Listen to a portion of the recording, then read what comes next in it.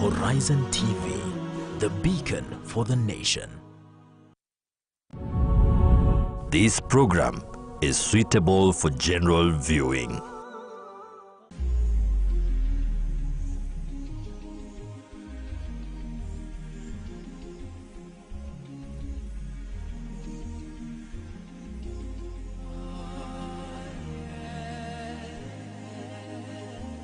Assalamu alaikum wa rahmatullahi wa barakatuh. Very good evening and welcome to Live Real Talk. My name is Faisal Kassim, and as always, it's always a pleasure to have you joining us right here in studio every Thursday night from 8:15 to 9 p.m. And I'm telling you, I cannot say how much I love you and I appreciate you for always tuning in for these impactful conversations that we always have every week. My name is Faisal Kassim once again, and welcome to Live Real Talk, where it's live, it's real, and we are talking. And tonight, I'm joined by an amazing lady. First time to meet her. But again, as I said, as I told her earlier on, her name is good. Her character, the reputation that preceded her in this studio was good. So she must be an amazing lady. Her name is Basra Ali, who is the founder and the current program coordinator of Women in Borderlands. Basra, assalamu alaikum. Wa alaikum salam wa rahmatullahi wa barakatuh, Faisal. Thank you for the introduction. Today there's a lot of Nur in Jamia Mosque. Maybe it's because of your presence. Thank you so much for gracing us with your presence. Exactly. Basra, founder and program coordinator of Women in Borderlands. Tell us about that. We have an idea about it, but again, it will always be better and it always has an impact to get it from the horse's mouth. Okay. So please. Thank you very much, Faisal, and thank you very much for the awesome introduction. My name is Basra Ali Mohammed. I am currently the program coordinator and the founder of Women in Borderlands. Women in Borderlands is a public benefit organization that was recently formed in 2003, which is last year. But before that, I was in different programs, including the Stockholm Environment Institute as a regional coordinator for Africa. I was a board director with UNDP Africa Borderland Center. As that kind of a board member in that international organization, I had a lot of exposure in terms of dealing with different sustainable issues for Africa.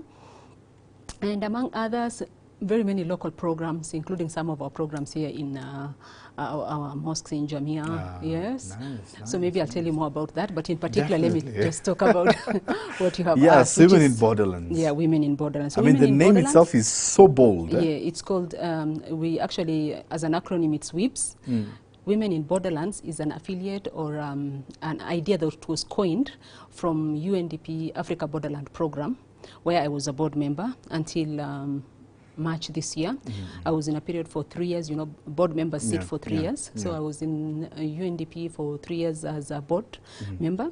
And during our discussions in those quarterly meetings, allocating the pilot projects for West Africa and East Africa, I came to realize that there's a lot of need in terms of women living in the borderlands. Because when you look at the judiciary systems, when you look at the government systems, in most cases... The social justice system and all that. Social justice system. Majority of these women have socio-political, economic, environmental, climate change challenges that are so magnificent, that are so big, that sometimes when you look at it, you're like, I think there is need to really consider.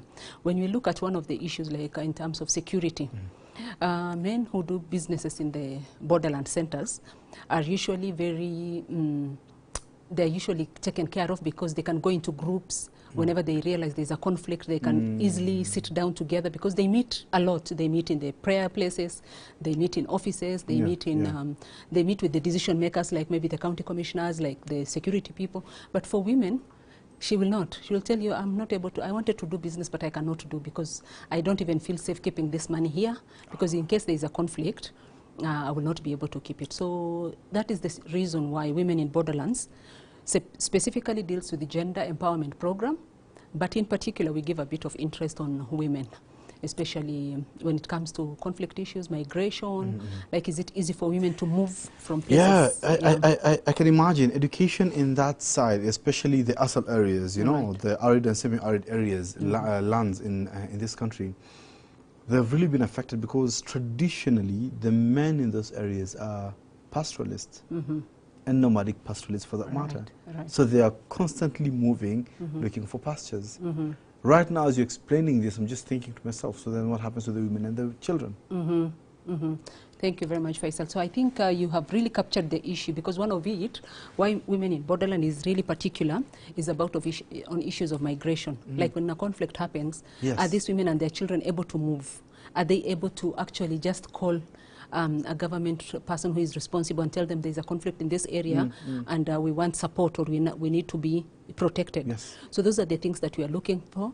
And in this component, it will not only, the benefits will not only be for the women, it will be for the whole society, for the whole community, because we know wherever women are, in normal cases, they are the ones who are the child bearers. They're the pillars of any community. Thank you. So we want to see in the structures like the village, what are they called, the village committees, the village grassroots support systems, that the government, the Nyumba Kumis, are those women there? Are their voices heard? Are the policies that are coming from the different county government, national governments, international community, are those decisions and policies able to really reflect the realities on the ground? Even because the implementation. The implementation, we can have the best policies in place. Like, for example, in Kenya, we have the best village systems. Like after the wards, we have the villages. But in those villages are the women voices and issues coming out very strongly. Because we know if those voices are heard, the youth will be heard, the disabled people will be heard, and it will be much easier for everybody to do business. My goodness. Basra, you really have no idea how much you are, just boggling my mind right now, because honestly speaking, wallah, we've been in this country for all this time, but there are things that we've been blinded to.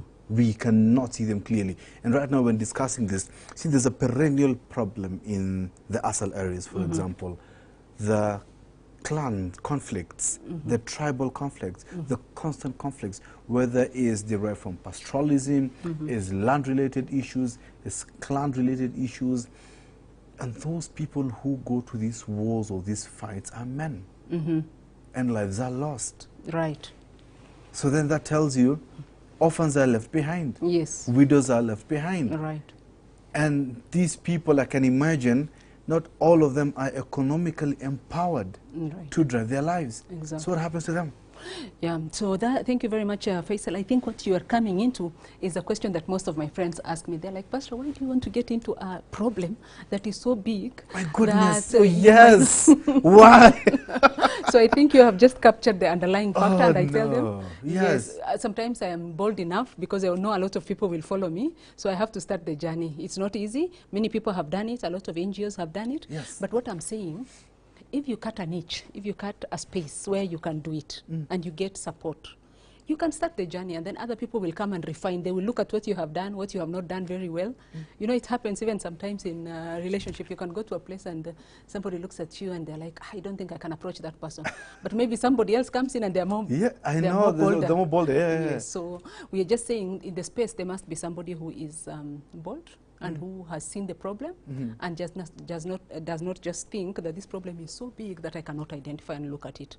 So for us, we are saying, as women in Borderlands, we might not be able to go and sort out all the issues that are there, but we are able to look at the leadership in those specific ASAL counties, because like Women in Borderlands has a pilot phase of 3 years to do 5 counties, which is Pokot, Mandera, Tana River, Turkana, and Samburu. So we are picking some of these ASAL counties so that we can also do the interchange. With the limited funding or the limited support that we have, are we able to really connect these communities together? Are we able to come up with innovations in terms of leadership? Like we have a lot of parliamentarians, both those ones who are there and who are currently sitting. They have this information, they have all the ideas, they have all the solutions. How can we tap into that knowledge and know whatever they have been doing, what is working, what is not working? And then we have institutional setups. We have a lot of institutions in some of these counties, including donor support, funding, which is a lot of money being put, but is this money really being coordinated? Are there partnerships? Are there collaborations? Do I know what my left hand is doing? So if Faisal is having this kind of a program, can we have more women in the program to come and talk about their issues in person from some of those areas? So yeah, so that people can also identify, people can also, that when you talk about ASAL areas, people don't just say, oh, that is a problem that you can, first they need education, they need water, they need electricity, I don't know, they need what. So the problem looks big that you don't know where to start. So us as women in Borderlands, we are saying, we will start with this small. Other partners will come or others will join on the road. So we are starting with issues of institutional restructuring, looking at the structures that are there, the policies that are there. Are those policies really being implemented? If they're being implemented, is there a disconnect in the implementation? Are there partnerships? Are there collaborations? Is there a way that whatever is happening on those ground can be brought to institutions of higher learning in Kenya and other places so that people can come up with innovation? I think, as you know, people say in like in Nairobi, we're talking about digitalization, I know, people who are moving to the Yes. different spaces. You know, people are now talking about X spaces. Are you sure that all the youth in the ASALs even know what you're talking about? My goodness. As I said, you have no idea. I had all these questions, but just indulging in this conversation, I'm even thinking of just putting this paper aside. And honestly speaking, I'm thinking of 1,000,001 things right now in my mind, because even while preparing for this show, doing my research, I'll be honest with you, it had not dawned on me in terms of the issues that the women in these areas are facing. Yes. So maybe, Faisal, to just be particular so that I can show you how we are narrowing down, so that we don't really have to look at the whole problem and find that it is too big, We look at the triangle and say, okay, we have the government organization, we have the civil society organizations, and we have the private sector. So we look at, like sometimes we sit and discuss together with the different committees in the different counties, and we ask ourselves, we don't have a lot of money, but with our little knowledge and resources that we have, what can we do in terms of looking at the policies that are on the ground? Which organization is there? What money are they giving? So how looking is at this policies. money? So basically it is policies, it's institutional strengthening and organizational support. Like for example, the organizations in those counties, women groups, youth groups, but are this, do they have the capacity? Do they need the support to look at some of their institutional frameworks? Can we look at their HR policy? Can we look at their, what is it called, the organograms? Is this working? Is there things that we can change? And then now helping them to fundraise. When we have done agreements and teaming agreements with them, we say, what is your need? Tell us. Then we do an institutional, organizational analysis. We know the areas where they want support. Like, for example, these are the gaps. What can we do? And we are sure in the next 5 years, in the next 3 years, by the time we are ending up the program, people will come in. We have, there are lots of funds from government. There are lots of people. They will channel to the right place where now these people will be. Oh, my goodness. Basra, you know me, I'm still at the research bit of it, where we're still digging into the problems. Because I may not have the full picture on the ground, but I'm just speaking based on the few and the very small information I have. And one of the things that I'm thinking into my mind is, like, right now the government is in the process, the early stages of implementing the CBC, the competence-based curriculum, which is very competence intensive in terms of resources, in terms of infrastructure. And the picture I have in my mind about these schools is not as standard. They are deplorable. I mean, some of them don't even have desks. Leave alone some desks to sit on. Leave alone some of these things that they asked for in terms of the competence-based curriculum, in terms of what they need. Basra, I'm thinking of 1,000,000 things. You know, I was interviewing this guy from Kenya Red Cross, Peter Mulgrew, and during the floods, and we were discussing about some of the challenges that the flood has brought about. And one of the biggest issues we were looking at is inter-clan conflicts. We're looking at inter-clan conflicts even as these floods are raging, and they had to migrate clans and move them, and they were trying to kind of, I don't want to say coerce them to live together, but have them to live in the same settlement area. That by itself was a challenge. So while the men are outside there fighting, they're not happening to the women and children. So now what we do, Faisal, we don't go into the details of who is fighting who, because now if we go into that, we might not be able to really come out with what exactly that women in Borderlands wants to narrow down to. But you're dealing with resources. So we have organizations who are, like, for example, now when we go to a county like Pokot, we have Bunge la Taifa. And then we have another women organization that is dealing with conflicts, cross-border, within the borders, and all that. For us, what we are concentrating on is peace building processes, like in terms of capacity building, institutional strengthening, organizational development, and generally looking at the policies that are already in place. If they are good, well, if they can be well developed, yes, if they can be interrogated, if they can be analyzed to see if they can really, if they conform with the realities on the ground. Yeah. So that is one. The second, we have the gender empowerment program, where we are looking at the three categories of the special interest groups: women, youth, and persons with disabilities. people with disability. So we are saying when a conflict occurs, what happens to these people who live in the borderlands? Yeah. Are the women able to move? Do they have the right information? Do they have the right support? What can we do? And we listen to also different forums. Like you have these public participation forums that are being conducted by different government agencies. The committees, the parliamentary committees and all that. Exactly. And then we also listen to civil society organizations, because we have like international partners who support and donors who come in after every quarter or something like that. They have a general meeting where partners come in together, where people bring out what are the issues. And then on the day-to-day monitoring and trends of those conflicts. Like if you hear there is a conflict at a certain point, what is the cause? What are the root effects? Are there any changes in terms of its dynamics? How did the government respond? Was it timely? Was it? So basically our analysis is on three main areas: peace building, gender empowerment, and climate change impacts. So we are looking at also adaptation in terms of climate impacts, because definitely, you see, I'm almost even speaking to you in Kiswahili. Sure, karibu. Wallahi, you're okay, let's roll. My Swahili will not be as good as yours. No, I mean, feel free. My Swahili might not be very good. Please, so, karibu. Nasema ya kwamba, the main issue in some of these counties might not be issues of conflict. In most cases, it's about resources, it's about water, it's about pasture, it's about miscommunication even in terms of the communities that live on that other side of the country and the ones that are living here. So people say, you know what, the Kenyans have decided they're coming to take our land. And the Kenyans have decided? Yes, and even their government and the military is supporting them. Oh, no. Like, for example, in Uganda, they have decided now they're coming to take part of Kenya. So miscommunication, things like that. So immediately we have this kind of information. Then we partner with organizations that are in clusters, because we have different clusters. We have they call it the Northern Frontier Cluster, we have the Karamoja Cluster. So we get to know information. We are in some of those groups. So in collecting that information, analyzing the information, and actually even supporting and advising partners when they call us in their annual meetings and stuff like that.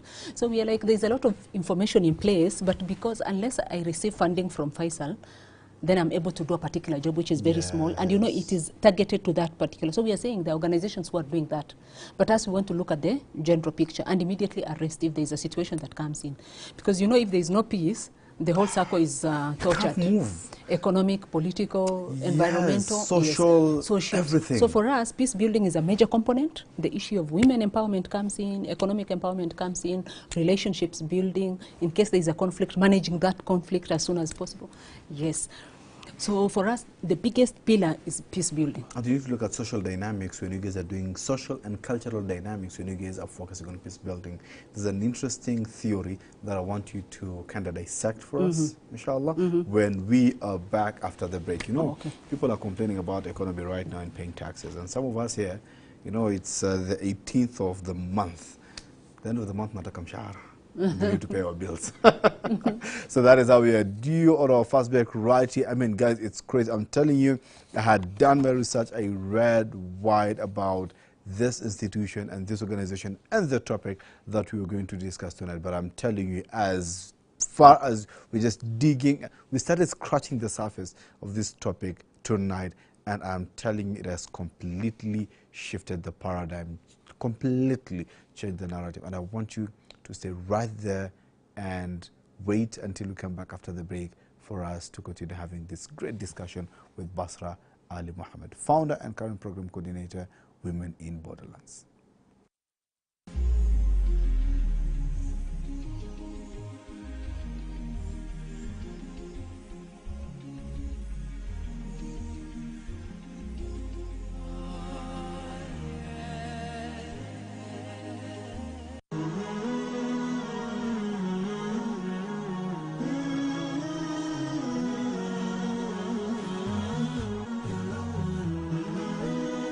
Horizon TV, the beacon for the nation.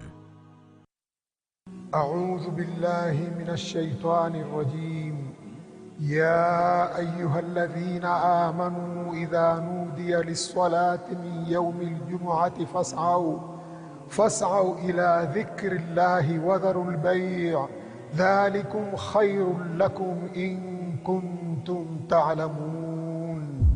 Enyi mlioamini, munapoitwa kuhudhuria swala ya Ijumaa, fanyeni haraka kuikimbilia, muache biashara zenu, hilo ni bora ikiwa mwelewa. Isikilizeni kwa umakinifu khutba ya Ijumaa ili uzidi kujenga imani yako na kupata faida nyingi ya siku hii. Coming to you every Friday from Jamia Mosque, Nairobi. Live on Horizon TV.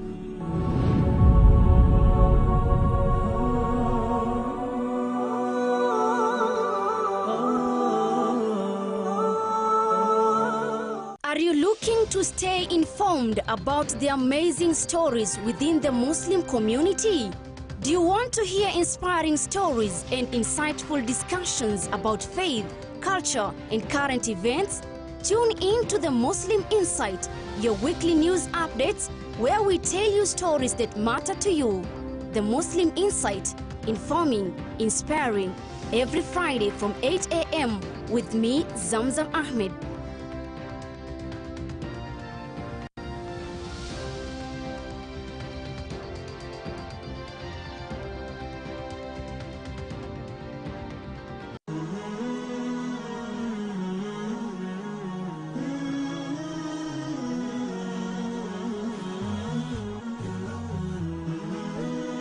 Horizon TV, the beacon for the nation.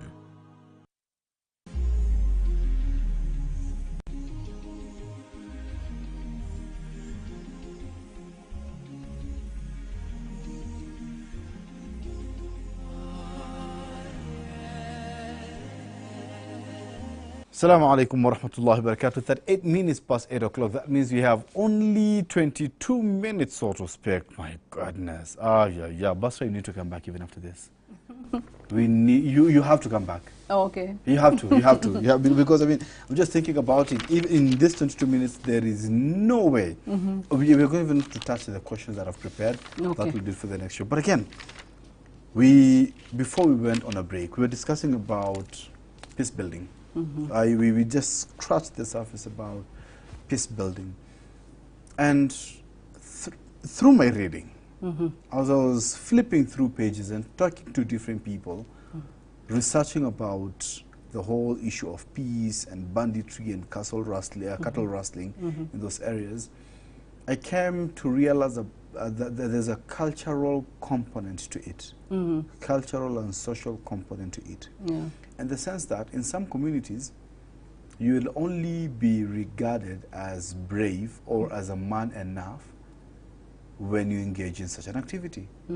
To an extent that when you go to propose or ask for a girl's hand in marriage, then that's going to be one of the conditions. Yes. Right? Wealth in the area is measured by the number of cows, goats, or camels, or sheep that you have. That you have. Right? And sometimes, if you don't have enough, then it may force you to engage in some of these activities as a community. Because the more you have, then the more it shows your might. Right. And then the other community now, they'd have to retaliate and come to get their stolen property and maybe even get more property to go back with them. So the social and the cultural component, to it. How then do you go about that in the process of building peace and setting up infrastructures that will ensure sustainable peace? So I think maybe I'll just, it's more of the historical perspective of peace building, in 1944, was it 44 or 45? There were two concepts that were being used in peace building and conflict management. I think if I can remember it, I think I wrote somewhere Kitambo. In 1940, during the World Wars, there was the two concepts that were being used, which is peacekeeping and peacemaking. Peacemaking, So peacemaking is mostly, it's like a short-term kind of a way of just resolving an issue. Like, for example, now people came and said, what happened during the World Wars? How can we reconstruct back the world where we have done damage and all that? And then but there's the guru called John Galtung. Galtung is one of the peacemakers. In 1975, he coined the peace-building component, the peace-building concept. And he said, in this peace-building component, I want to run away from peacekeeping and peace-making, and I want to go into peace building, because it talks about the structure, it talks about the regulations, it talks about the long-term and sustainability of peace. And from that on, if you look at all the writings of peace building, people have really anchored on the work of John Galtung. I remember I wrote one of my MA documents at University of Nairobi, and it was on the structures of, by that time I was working with UNDP program for Somalia, and my paper was on how does structures and institutions help in peace building? Yes, and a lot of things came out because I was working in one of the, partly working in one of the programs as a part-time student at UNDP Somalia program, and the program that I was working in, which was rule of law and security, institutional strengthening and governance, I saw how that those kind of departments were really more involved, and the work that they were doing after 5 years, how it was impacting in the structuring and peace building of Somali programs. So I just want to mention that Galtung is one of the gurus of peace building, because he moved away from the concept of peacekeeping and peacemaking, which is short-term, to a long-term sustainable way of looking at peace building. So for women in Borderlands, we pick on the issue of structures, reservoirs, and system in such a way that we look at, in fact, Gutenberg talked about the bottom-up approach, where you have to look at the information and issues from the ground, because that's a very strong concept, and it's a concept that has been used over a long period of time. So he looks at the culture of how, culture of peace building. How do you start peace building? How do you regulate peace? How does your structures, for example, within this estate where you are, it's a religious organization, how is the structures that are in different places built towards a sustainable long-term peace, that tomorrow if Basra and Faisal are not here, other people are able to build up on there. And follow on just the structure and structure. And so we are together. Peace. Yes. So John Paul, who is also an American sociologist, in 1990 built up on that concept of Gutenberg, and he said, in fact, the lower you go, the more structures you have on the ground, like you have women, civil society organization, village committees, like what our governments are doing, the more you are able to sustain peace. Because if there are issues, they can resolve from the smallest level. Yes. So that is the saying, the writings of John Paul, who is one of the socio anthropologists for peace building. So how is it related to the work that Women in Borderlands is doing? We are saying in every community, you have a structure of women groups, women networks, we have chamas. So women are in a better position to be anchors of peace. They are able to do, in fact, I was looking at another document 2 weeks ago, and they're looking at issues of trauma. When conflicts happen and there's trauma, for example, people have gone to war in those what are they called, in those ASAL areas and in those border points. When they come back, they're wounded, they are warred. It is the women who take care of these people. So in terms of trauma management and trauma setting, it is women who take part in this. Also, women who are more empowered, who sit in those dialogues, who make decisions, are able to pick up and tell you, oh, Faisal, you have come from which organization? It's a religious organization. They want to help us in, for example, let me say counterterrorism. What is it that you can help us? Our boys cannot go. We cannot allow. But then you ask them, how can we manage this? How can we avoid putting our children to be the most easily accessible people who can be used for this kind of interventions? Interesting question. That is one. The next is the issue of reconstructions and reintegration. In most cases, when women lose their husbands or something like that, they're easily able, when it comes to peace building, for them to say, it's okay, we managed. If there's trauma, we're the ones handling it. It is easier for women who are empowered, who have the information, to manage this situation better. And that is why, in particular, we are pointing at women in those border points, and we are saying if they're empowered economically, They have small businesses. They have rotating loans. They have, in areas like in the upper and northeastern areas of Muslim setup, they can access those loans because they will not fear that this loan has a riba or something like that. So they will be able to sit down and say, okay, we are going to do our own chama. We are going to rotate our own loans. We will be able to buy for one, maybe manage her house, maybe change for her the settings, and people feel they are part and parcel with the trends that is even happening at the national level. I am really happy about what you have just mentioned, because some people tell me, Basra, you look like a very professional, highly qualified woman. Why do you want to work with people who still have cultural issues? And I say, you know, like even some of those counties currently, if you go, like the worst, like not call them the worst, the least developed, like the ones at the border, they're now not doing group attacks. In most cases, they will find, because they have agreements, they have communities which are working on that. Like, for example, in Kenya and Ethiopian border, there's a very strong market. There's a school, there's a common hospital. So people have, we have a whole military camp around there. So this has been something that we have been working with, on them, for the last 15 years, not just because of women in Borderlands, but in other programs where I was, including the former ITDG, which is now the Practical Action, what is it called, Concern, and other organizations that are now working even with networks. So what we are saying, those people no longer do those cultural things. There's pockets of it here and there, so that you go and raid and then you bring the wealth where you can now marry the best bride, the youngest girl in the village, the most beautiful one. You know, those things are not there anymore. So they're saying, if there is a robbery that has taken place, can we go after that animals? Can we return them? We have even had a situation where some camels, goats, things that were stolen from Kenya have been returned by the Ugandan government, because there's a military on the border. I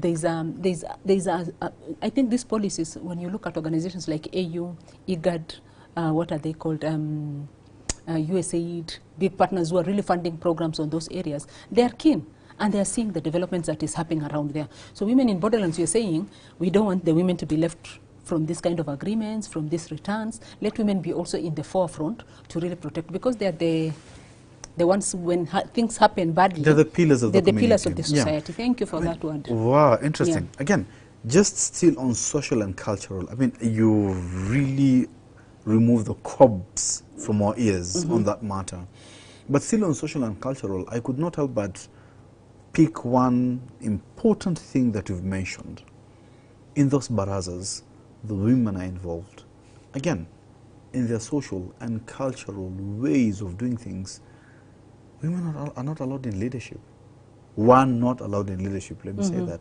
Are they allowed now in leadership? Okay.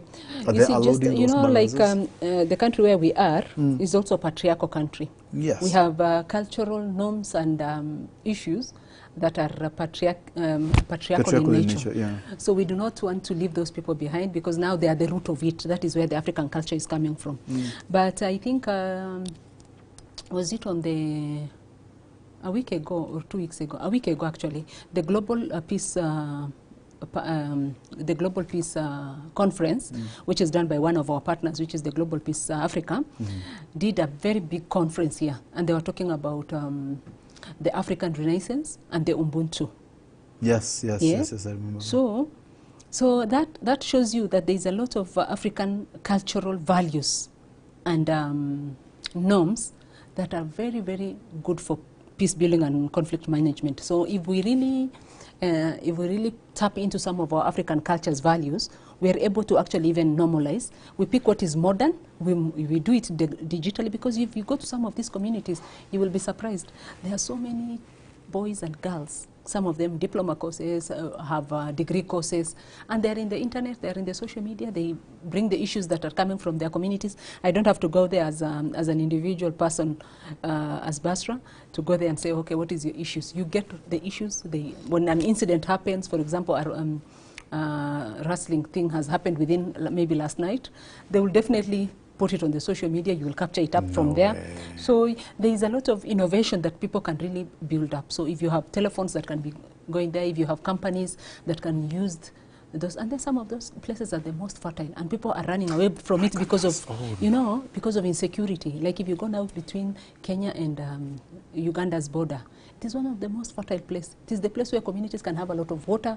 They can have both their children going to school if there is peace. So we are saying women should be the anchors so that they don't run away. Like the women can just come do hustling and run and go to the cities and leave those women there, or even when they actually, God forbid, die, it is the women who become widows, who take care of those kids on their own. So we are saying we need to focus and give a lot of our attention in terms of policy, in terms of institutional strengthening for the. You know, interesting enough, the sweetest melon I've tested is from Garissa.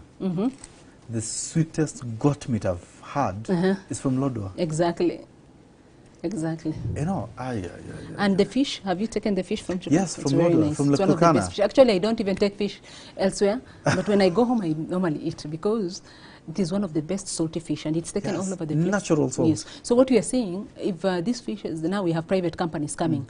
So if these companies are packing and packaging some of this, what is it called, this fish and even meat and other things, let there be value for some of those household families. There's popular samaki kamba, you know samaki kamba, the one that is from Lektukana. Ah, yeah, there's popular samaki kamba. You know, I'm Nubian, so we have that. Oh my goodness, the way it's prepared with those crushed nuts, very nice thick sauce. It's amazing.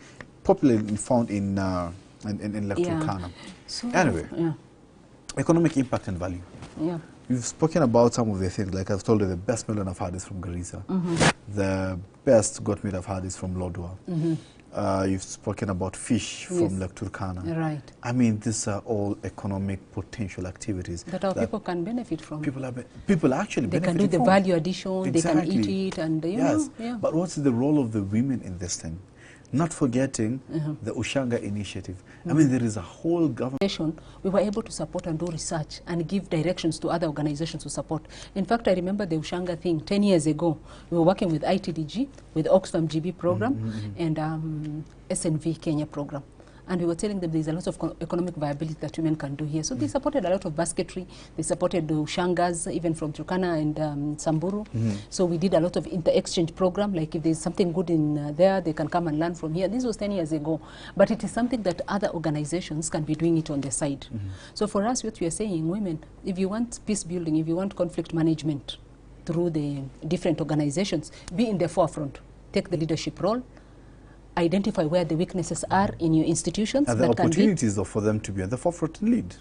Are they allowed? Yeah, because we have this, of course, and I hope we will be able to get even 5 minutes to discuss our peace building even as a country. Yes. Because, you know, there are some things like the affirmative action, like the women empowerment programs even at the national level, which is of course trickling down to the county levels. In terms of peace building, conflict management, people are able to know that this is where my interest is. Can I accommodate this group of people? Can I collaborate with them? Can this organization help us maybe to get funding? Are we able to, not all of us do shanga, but maybe some of us go and do small farming businesses and farming. Even if you go to places like, there were the worst places in the country like Turkana, now we have a lot of irrigation. We have a lot of packaging. Like half of the food we're eating, people eat now in some of those counties are done in those counties. If you go to Pokot, you look at the onions that are coming from there, they're the ones that are being brought to Nairobi and all over the place. So what we are saying, economic viability will be able to maintain peace building. And peace building is not an icon on itself. It is integrated in the sustainable development process, where if we have good schools, if we have proper socio-economic activities and undertakings, if we have a good political atmosphere, we have village committees that are working, the Nyumbakumis that are working, every woman who is in some of those counties that are seen to be the least developed will be able to really get and enjoy the sustainable development. But there must be room for managing the conflict. Whenever conflict happens, are there institutions that are stronger, are able? Do we have somebody who can just call a radio call from the farthest end of this county and call either, if it's not picked at the county level, it can come direct to the security apparatus in Nairobi, and people can respond to it. Those are the things that we are looking at. At the end of this program, are we able to sit and say that mama who is there is able to enjoy some of the things, and her children who have been in school, like the other kids in Nairobi, are they able to do the same things? Because it's unfortunate some of us went to some of those ASAL schools, primary and secondary, and we had to come to Nairobi to compete with somebody who has been to Alliance, somebody who has been to, you know, like even you come from a place like Kibera or some place, but you come and compete for national positions. You get the point? So we are saying, let's make it as decentralized as possible, so that even the person we know, when we sleep in Nairobi and we are very comfortable, the person who is in up in northern Kenya in Wajir or in Turkana feels like he's part and parcel of what? Beautiful. Of Kenya. And I think, Faisal, maybe we will get this another day to talk about it. But surely, even in a country like our own, where we are a bit developed, even the other African countries look at us. You see the way we are solving some of our issues. When somebody does not listen to you, you just decide, I will beat you and I will come and get you where you are. You know, that is not good. So what we are saying, I hope I'm not getting into another topic, but what I'm saying in particular, conflicts are evident. Conflicts take place in a family setup. Conflicts take place at the workplace. Because of our cultures, because of our clashing, it is part and parcel of us. But do we have ways of solving this? Because even me, I remember there is a time people were getting teachers out of Northeastern Province. And I single-handedly worked on that program. And I have never gotten to anybody to tell them, give me credit. But as a Kenyan, I was like, I think there's something wrong here, but we have to bring it to the attention of the government. And it was a whole project that was mobilized. Teachers were taken. We said, you people, if you push teachers from that end, even us as Somalis who are in other areas, we will also be pushed. And we really had a collaboration, accommodation, compromising way of building up a program. So what we are saying, you cannot strategize a country, like even what is happening in Kenya currently. You cannot say, we have to profile women, we have to profile Christians or Muslims, we have to profile young people. It is good to get to know the statistics of this country and to know we have this number of women. They are the biggest population in this country. For example, I'm not saying, I have not gone to the latest Kenya National Bureau of Statistics data, but we are saying, Faisal, if there is a profile, if there is a data that is showing there are many young people in these countries, and they feel that maybe there is a place that this country, this government, or even previous government, or even the first governments did not really work on it, bring out the issues, take the forefront, use the constitution to bring these things in the right place. So if you think that I am not listening to you or somebody is not listening to you, what do? You wait for the next election, because we are a constitutional organization. We have 18 chapters in our constitution, and each chapter talks to the next. Are we not together? Yes, but if I come and remove you from this studio by force, will you not resist? I'll definitely resist. And then? Of which Basra now? I mean, from this I could not help but, I mean, anyone could pick that peace building is one of your expertise area. Given now the Kenyan context, Basra, we've had the Ndungu report, we have the TJRC report, we've had the NADCO report, we've had the Agenda 4, right? All these things are as a result of endless dialogue and discussions and conversations. We have infrastructure, we have the National Assembly, we have the Cabinet, we have for example, public participation activities. We have the Nyumba Kumi. We have all these institutions. And policies. And policies. Yes. But again, every election cycle, there is tension. Anything small, there is tension. Yes. Any activity that involves the ballot, there is, or political activity, there is tension. What is it that you're not doing right as a country? Right. Yeah. Okay, as I told you, Faisal, from a peace building and conflict management expert, and somebody who has done this thing for almost the years that I've been out of school, I feel there are some things that we know is not right, but we keep on going until we see where it will stop. You see, like I come to you, we continue. I come to you, I tell you, Faisal, you are the leader of this organization. I want something from this organization. And you tell me, Basra, it's not possible. I tell you, yeah, let's just push it. You say, let me accommodate her. Tomorrow I bring another person. I think if we respect our systems and structures, we will be able all to. Because there is no need of bringing a woman who is corrupt, who is incompetent, who is not able to represent us, just because that she feels that position of being a woman, because we have 2/3%. The same thing for youth. just because you are a youth does not mean you have to even come to the table and discuss things. Because one, you are corrupt. Two, you are violent. Three, you do not respect the rule of law and security and and the mechanisms for rule of law and security. And number three, you are actually an inciter for people to do violence. So even if we needed somebody to come on the table, you should not be in the category of the youth. So this blanket is what I don't agree with. Maybe other people will agree with it, but I don't. We are not saying we have a government that is very good, but we are saying, can we criticize that government in a nice way? For example, you have mentioned about, which I really understand, and I even listened to a lot of people. Like 2 weeks ago, we were in Safari Park, and the women and the Gender Commission was doing some presentation for us. And some people are even asking, why is it that you are not able to, why are you not able to really bring out the issues of women and all that? And people are saying, you know, we have just done the what is called the affirmative action for the SIPs, for the people living with disabilities, women and youth. But we have never said this is the number of slots that they, for example, if you're a political party, let's say, for example, ODM, that ODM in its nomination, it should have X number of women, people, X number of youth, and X number of people with disability. So we put it together, and whoever is sitting on that table can just decide, because Basra is my friend, let me put her there. Yeah. She doesn't have the qualification, you don't have the education, and then other people who have all those qualifications are seeing, watching and keeping quiet. Instead of following up and saying, no, if these slots were 10, 3 is for the women, 3 is for the youth, and 3 is for the people living with the disability. One of them can take the extra. But now you see people going to the court, even the women who have been taken as nomination are being pulled out, which is a disaster. So we cannot hearing you say, yes, one, there is oppression in terms of, there is oppression in terms of the right people are not being put in the right places. Sometimes, yeah. And that is where we have some of this so issues. There is an aspect of oppression. Of course. Which may be guided by either nepotism, corruption, historical injustice. Yes. Am I hearing you say that? Yeah, very well.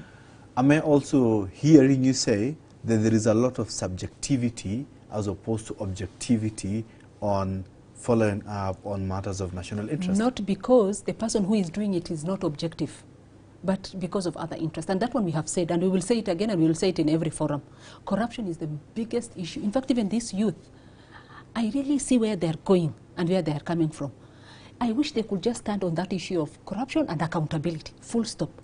Because now, when we look at them, people look at you and they're like, really, you have talked about the finance bill, it has been stopped. You have talked about the cabinet ministers, it has been dissolved. You still come back. Is it a political issue or is it something else? So we fail to understand where you're coming from. But if you stay, we want issues of accountability and corruption, and you go into the specific details. At the county level, this is what you see. If the national government has given county government 20 million, let the county government tell us, this is the 20 million and this is the project we have done. Not only at the public participations that they do, which is not 100% well composed, not at the Senate after 5 years, but every financial year. This is the budget that has come out this financial year. And this is how you've... This is how we have spent it. 1, 2, 3. You don't have a big report of 300 pages and 200 pages. We don't really need it. And I think, Faisal, I'm getting a little bit emotional because sometimes I see we have all the right education. We have the right composition. Kenyans are people who are peace-loving. But just because some people make mistakes left, right, and center in the small offices where they are, it is actually frustrating everybody. How can somebody go to a place they just need a document? You keep somebody for 3 hours. Just because you think maybe this person needs to give me money, or you look at them and you're like, this one has come from Wajir or from Mandera, maybe they don't deserve. I think if Kenyans love themselves and they love their country, every person has to take responsibility and accountability. That is the only time we will find a cabinet that is also responsible and love their country. That is the only time we will find a president who loves his country and also loves himself. Am I also hearing you say that... Wow. Oh my God. No, things will be okay. And I think Kenyans are peace-loving people. They have seen, I think, from my observation. Sorry, I got that. Yeah. I'm also hearing you say that there are a lot of underlying issues that are leading into this. Of course. That may be historical. Underlying issues, talk of profiling, talk of some people feeling more Kenyan than the others. Yes, of course. Of course. That is very possible. Haven't you gone to some offices where somebody looks at you and they think you don't deserve to be there? Haven't you gone to some of the places where you're just profiled because you've come in maybe with your attire. So as Kenyans, I think we have to break down these barriers. And even, you know, using the youth as the only people who are, this is not a frustration from the youth only. I think every other Kenyan who knows and who doesn't want to be corrupt is feeling a little bit frustrated. And I think that is what the president has learned. And that is what he's trying to work on. And we are saying, now that these recommendations and these changes have been done, can we give the government a bit of time? So they should stop a bit? Yeah, I think it is. My dear, haven't you seen what is happening? Don't you think in the next 2 weeks, if it happens, we will be able to continue sitting here? Businesses will close. More lives will be lost. You have seen the number of people we have lost on the roads. So I think for now, we have to give this government time because it has been here for only 2 years. Let's give it another 2 years. Then we have an year for an election. If they have done very well and they have responded to our needs, let's do it. But what I'm telling the young people, if you stick on the theme of accountability and corruption, everybody will respect you, including the president. But if we keep changing the goalposts, we look like maybe the agenda is not even ours. Maybe somebody else is using But I'd like to really have you on set together with some of these people from the Generation Z to discuss some of these matters. Really, Faisal, I will not encourage you to do that. I would really want to do that. I would really love to have that. To do that. I cannot imagine. I mean, that show is going to be... Okay. Okay. It's going to blow up. I know for sure. My biggest advice, and I will in the future also meet them in other forums. I've met them in different forums. Is that please, anything extreme, even in the Islamic culture. You know, there is a Muslim saying. The Prophet said, and actually it's not even a saying, it's in the Quran. I think maybe you'll be better than me and you can quote the chapter. They say we are ummatan wasatan. Yes. Muslims are the ummah that is in the middle. We are never in the middle path. The middle path. We are neither on these nor extreme, there. Yeah. So even the youth, I'm appealing to the youth of the Muslim community, take the lead and be in the middle path. When there's something very wrong, don't keep quiet, talk about it, raise issues. You have talked about all these reports, the TJRC report, the NATCO report, the Ndungu report. The Ndungu report. The Agenda 4. The Agenda 4. Yeah. We really don't have to go into the histories of all this, but we can collect what is important in some of those and move forward with it. And then as a country, we just say, as you point the finger to that person, 4 or 5 other fingers are pointing towards you. So let's start with ourselves. In my own office, if a Kenyan comes, am I able to give him a service that is almost like the person who is not a Kenyan? Because I have seen in situations where you are a Kenyan, you are more qualified, you are even, you can see things from the other side, but you sit there, somebody attends. Just because a foreigner has come, they will get up to attend to that foreigner. So, thanks so much, Basra. Yeah. Pole. Aban, Pole, Salma, of Nimera in 9 minutes. I'm sorry, but you understand that. You, Poleni, but you understand. It was, oh no, yeah. Nothing much to say. Ladies and gentlemen, you better watch out for that time where I'm planning to have Basra and some few people from the Gen Z community to discuss some of these matters. It's going to be a very big panel right here in studio. My name is Faisal Kassim. Basra, thank you so much. Thanks so much. And thank you, our viewer, for keeping it locked right here on Horizon TV from 8:15 all the way to 10 minutes past 9 o'clock. See you next week, same place, same time. Assalamu alaikum wa rahmatullahi wa barakatuh.